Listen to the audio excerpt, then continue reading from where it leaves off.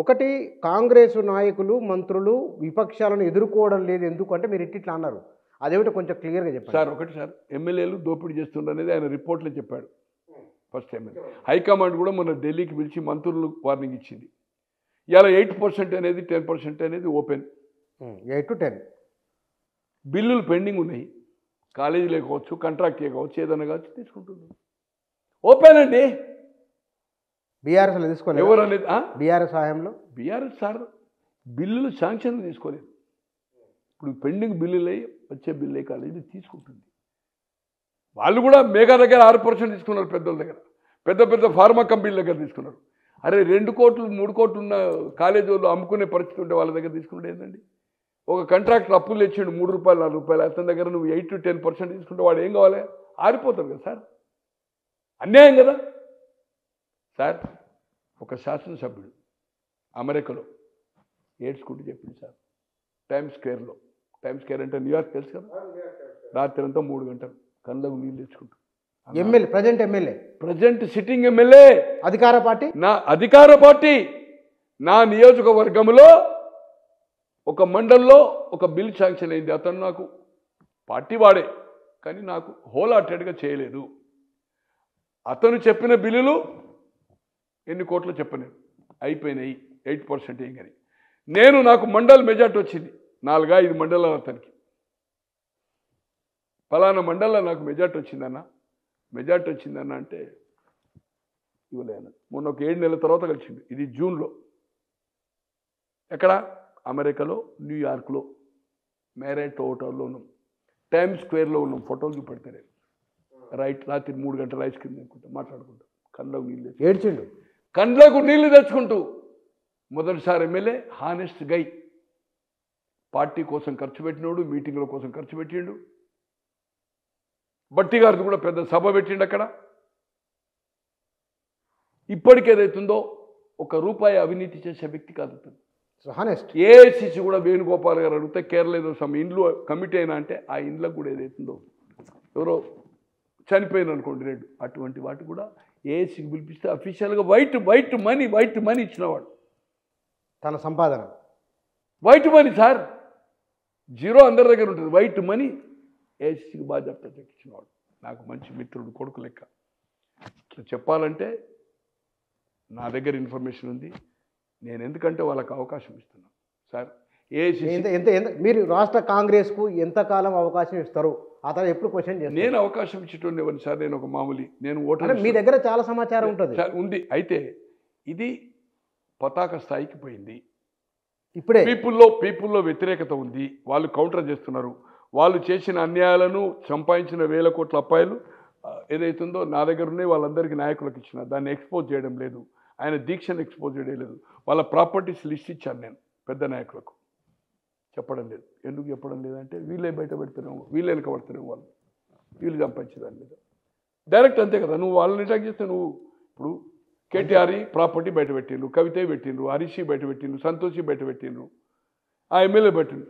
వీళ్ళే ఇప్పుడు సంపాదించిన బయట పెడతారు కదా. ఇప్పుడు రన్నింగ్ అయిన పొజిషన్లో వాళ్ళు లేరు కదా. నీ పబ్లిసిటీ ఎక్కువ వస్తుంది కదా మీడియాలో నీ పబ్లిసిటీ ఎక్కువ వస్తుంది కదా. నిన్ను టార్గెట్ చేస్తారు.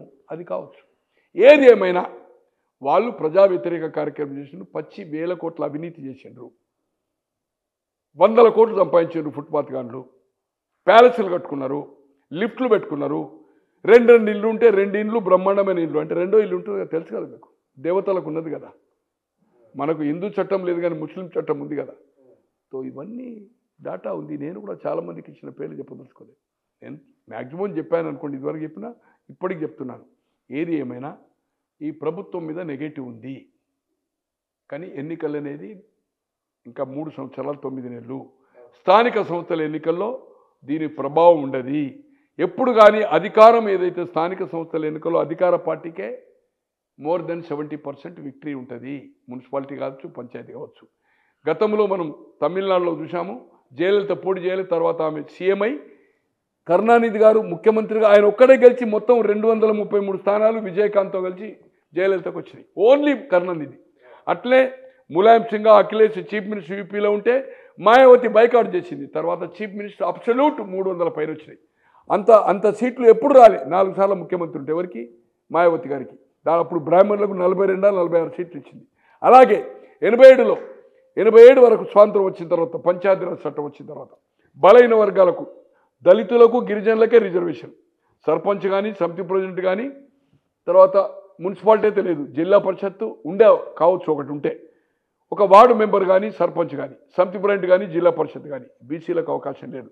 అలాగే మున్సిపల్ వార్డు మెంబర్ కానీ చైర్మన్ కానీ ఆర్ కార్పొరేషన్ కానీ 300 సమితిలను 1096 రామారావు గారు చేసి ఒక నియోజకవర్గానికి 5 వరకు చేసి బలైన వర్గాలకు రిజర్వేషన్ చేసిండు, మహిళలకు చేసిండు. చేస్తే 87లో దాదాపు 90% పైన అంటే 900 పైన ఎంపీపీలు వస్తే జిల్లా పరిషత్తులు 23లో నేను అనుకుంటున్నా ఒక 3 తప్పితే 19 వస్తాయి, మున్సిపాలిటీస్ 80% వస్తే 89లో తను ఓడిపోతూ కల్వకుర్తిలో 34 లోక్సభ ఉంటే 39 కాంగ్రెస్కి వచ్చి 2 టీడీపీకి వచ్చినాయి, ఒకటే 1 మినిట్. అలాగే మొన్న మనం జగన్మోహన్ రెడ్డి చూసాం 90% పైన తో ప్రతిపక్ష హోదా రాకు 11 సీట్లు వచ్చింది. రామారావు గారి పరిస్థితి అది. మొన్న ఒక్క జిల్లా పరిషత్ రాలే కదా కాంగ్రెస్కు లోకల్ బాడీలో, ఇంకా టర్మ్స్ ఉన్నాయి కదా, జిల్లా పరిషత్ అయిపోయింది, ఇప్పుడు మున్సిపాలిటీ ఉన్నాయి కదా. వస్తే ఏమైంది, టీఆర్ఎస్ ఓడిపోయిందా లేదా, చిత్తి ఓడిపోయింది కదా. లోక్సభలో అయితే 10 డిపాజిట్ పోయింది కదా, ఒక్క స్థానం రాలే కదా. స్థానిక సంస్థల ఎన్నికలకు జనరల్ ఎన్నికలకు సంబంధం లేదు. ఇంత రియాక్షన్ ఉన్నా కూడా ఈరోజు కేటీఆర్ స్వీప్ చేస్తామంటుడు. ఛాలెంజ్ చేస్తున్నా, మోర్ దాన్ 75% మున్సిపాలిటీస్ కానీ ఎంపీపీలు కానీ వస్తాయి, 10-20% కూడా రావు. బీజేపీ అండ్ బీఆర్ఎస్ కలిసి స్వీప్ చేస్తుంది ఏది మన కాంగ్రెస్ పార్టీ. కానీ దీనికి జనరల్ ఎన్నికలకు సంబంధం లేదు. జనవరి 20వ తారీఖు నాడు రైతు భరోసా, ఇందిరమ్మ ఇల్లు, మహిళలకు నగదు బదిలీ, రైతు కూలీలకు 12,500 రూపాయలు ఇస్తామన్నారు కదా, అవి ప్రారంభించబోతున్నారట 26 నాడు. ఇవే కనుక ఇస్తే కాంగ్రెస్ పాలన పైన ప్రజల్లో మీరు చెప్పిన వ్యతిరేకత పోయే అవకాశం ఉందా? లేదండి, ఇంకా చాలా ఉన్నాయి. ఇంకా ఇప్పుడు నిరుద్యోగ భృతి ఉంది కదా, నిరుద్యోగ భృతి ఉంది కదా. కరప్షన్ అనేది ర్యాంపోర్ట్ కరప్షన్ వచ్చింది కదా, అది పతాక స్థాయిలో. ఇండ్లది కూడా ఏదైతుందో ఈ 5 ఏళ్ళ టర్మ్ వరకు కూడా 1500 ఎంతో ఇండ్లు అనేది ప్రతి వాడు అనుకుంటారు కదా. దీంట్లో ఏదైతుందో లాటరీ పెట్టినా ఏది పెట్టినా ఎవరైతే ఇల్లు రాదు ఇంత అని లిమిట్ చెప్పలే కదా ఎన్నికల్లో, మేనిఫెస్టోలో నేను ఇంతమందికి ఇచ్చా అని చెప్పలేదు. 5 ఏళ్ళలో 20 లక్షలు అన్నారు. 20 లక్షలు ఇంపాసిబుల్ అండి. కేంద్రం సాయం 20 లక్షలు ఇంపాసిబుల్. ఏదో డబ్బులు అన్నారు 5 లక్షలు ఎంతో అంటున్నారు. ఇది పాసిబుల్ కాదు. It is impossible. తర్వాత ఇచ్చిన హామీలు నిరుద్యోగ భృతి అయితే ఇంపాసిబుల్ కదా. కౌలు రైతుకు అందరికీ ఇవ్వలేవు కదా. ఇవాళ రైతు కూలీ అంటున్నావు, దాంట్లో కూడా నెగటివ్ వస్తుంది. రైతు కూలీని రికగ్నైజ్ చేయడానికి మళ్ళీ గ్రామ స్థాయిలో ఇదే పరిస్థితి, ఇదే అడ్మినిస్ట్రేషన్ ఉంటాయి. లంచాలు